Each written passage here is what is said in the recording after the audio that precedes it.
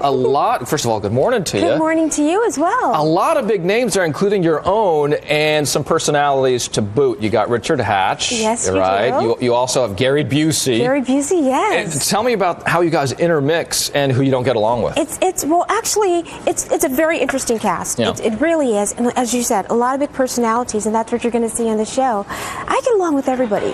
Everybody. With everyone, yes. But there are times where there's turbulence. You can't really fly smoothly all the time. How do you defray some of that turbulence? What do you do? What do? You try to put your best foot forward, and you just keep moving forward and try to make the best of everything that's there. I've got to ask you about this. So many people want to read about your life and what your view is on things. And we were looking at barnesandnoble.com, and we found that there's a book coming out. We found that it's called Starting Over, but there's no cover on it. What's going to be on the cover? There's no cover just yet, because this is, I am not even privy to talk about this or speak about it. I'm supposed to be shush-shushed about the whole thing. Give me just a little. And you got the information. Well, we found it online. Yeah. We had to do that. All right. I'm not privy to talk about it. Okay, so next time. To do that. Yes. Now, people may not know that you are a businesswoman. You've done many different businesses. Yes, I have. Tell us about that. Yes, I have. I think it's important to try to empower women.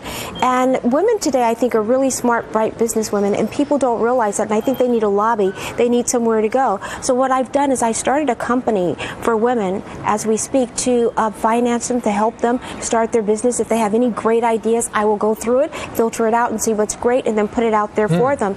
I have a company called Celebrity Branding Group, CBG, which is wonderful. I have another company called Auto Spa Amazing Products, which is ASAP, basically. And what it is that we don't realize that every single day when people are washing their cars, we're wasting so much water, from anywhere between 80 to 75 to 100 gallons of water per car. Well, I have this product that you spray on your car. It comes out immaculate no matter how dusty or terrible it is. You're doing a lot. It's incredible. Then I have my own luxurious line, which is clothing, perfume, the whole bit. So I have to ask you about this, because as things are going quite well for you, there's also the case of your brother, Michael Jackson, and Conrad Murray, his doctor now, his manslaughter case being delayed. How do you feel about what's happening there? Is it a sideshow? Well, I certainly hope that it isn't, and I don't want it to be, but it just may be that, and that's my fear, basically. I want to be there at the trial. I will be there at the trial, and I want to make sure that there's justice, and we find out and learn the truth, all of us. Well, Toya Jackson, thank you for stopping by. Thank you for having me. Celebrity Apprentice. Yes. Plus this unnamed, unknown book that we look forward to seeing. I appreciate that. Season premiere, of course, coming up Sunday night at 9 Eastern, 8 Central on NBC. Have a great weekend. Thank you. Thank you.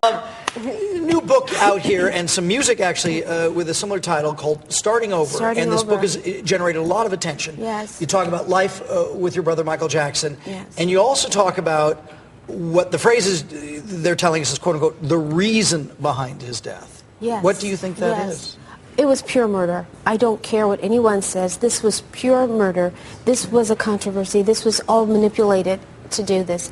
And Michael knew that, and he mentioned it over and over and over again to me, told me who was going to do it, why they were going to do it, the reason for doing it. What was the motive? The motive was to get his publishing. As I don't know if you guys are aware of it, but Michael had one of the biggest catalogs in the world. The Beatles songs and several others. Every artist basically out there, he owned all the elevator music you hear, that's his. So all this generates a lot of money every year. It's over billions of dollars, and so here this to them, this little meek little kid, we're not going to let him have this. We're going to take this away from him. So he hated it, but he loved it. He hated the fact that he had the catalog and they were going to murder him for it. So he said, I don't want it. It's not worth it. And then the other part of him would say, no, but it's mine. I bought it outright, and I'm keeping it growing. This is for my children. They can't do this to me. Did he tell you, though, that he feared for his life? Oh, yeah, he absolutely. opened up to you about that? When he first told me, though, I was very hesitant about believing him. I thought he was being a bit paranoid about it. But the what changed your mind? Well, the more he talked about it, the more passionate he was about it. He started changing. He was very jovial and laughing and loved the rights and hoping all of a sudden it's like, oh, they're going to kill me. He was really afraid to go out. Okay, I was going to say, I'll never forget the afternoon. As you recall, Farrah Fawcett had died earlier that morning. Oh, yeah. And then at around 2 in the afternoon, a phone call that Michael was at UCLA Medical Center, and that subsequently, about an hour later, he died. If I had had the kind of conversations that you had had, and then my relative or someone who confided in me died, the very first thing I would do is go right to the police. Did you do that? Have you done that? That's exactly what I did. And guess what they said? no, we're going to look this direction. We're going to focus on Dr. Murray. I said, but you need to focus on other people as well. No, we're going to stay focused on Dr. Murray. So you contend that he may be the one that what you believe. Dr. Murray was the fall guy.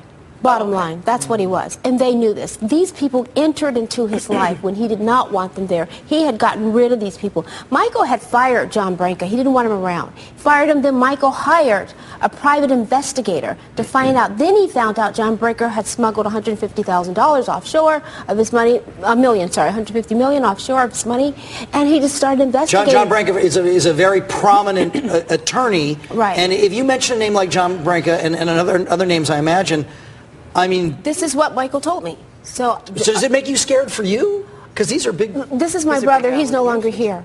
I have to fight for what's right. I have to fight for what's right for him and for his children. And that's what I'm doing.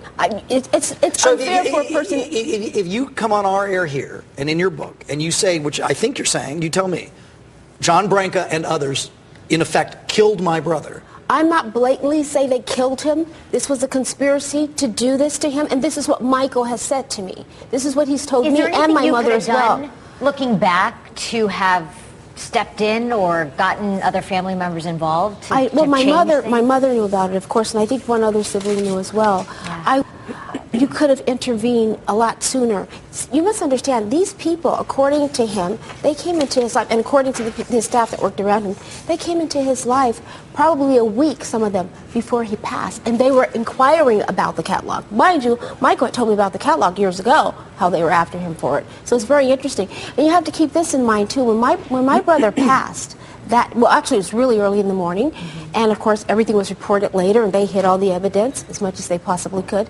But when he passed, do you know the people that were working with him went in there and fired every single staff that worked with Michael and made them sign a confidentiality contract? You can't tell anything, a disclosure. That's something you don't do. The first thing you do is say, what exactly happened? What took place here? No, they didn't do that. They got rid of everybody. So someone asked, well, why wasn't the family around to be as a part of his life to prevent those people from coming in? Some people might ask that. Of course, and people do ask that. And this is how people control you. This is what starting over is about. People coming into your life because of your personality, being me, controlling you, controlling your funds, controlling what you do. And that's what they did.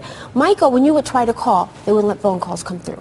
It was very difficult. Yeah. My father, at one point, he says, forget it. I'm going to drive right through the gate if you don't open it. And he did it, actually. He didn't care. This was his son. He was trying to protect him and save him. He was very afraid. He was afraid of his life. He was afraid for everything. And his kids, they go on to talk about certain things too. You're a public person. You're not a private person. And you have put this in print. I'm surprised, quite candidly, it hasn't gotten more attention. Well, this book, if you read this book is 80% about starting over, meaning my life and the whole bit, and the abuse that I went through with my manager locked in closets and not able to watch television, controlling what I say and do. It's about maybe 10 or 15% is about the end of Michael, because that was my life. Yeah. I started writing this in 2008, February, and then stopped and kept going, and so it ended. He had to pass, unfortunately, so I just put the little... What do you hope happens now? I want justice. And justice would be what? I want justice for all of those who are responsible for my brother's death. And they are.